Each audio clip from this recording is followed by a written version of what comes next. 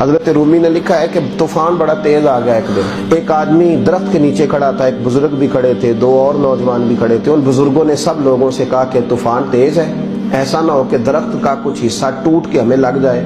یہ سامنے ایک برآمدہ ہے, چلو آؤ برآمدے میں چلتے. وہ دو نوجوان چلے گئے تو ایک شخص کھڑا رہا. اس کو کہا بیٹے تو بھی آ جا. کہنے لگا جی کوئی نہیں, اللہ بچائے گا.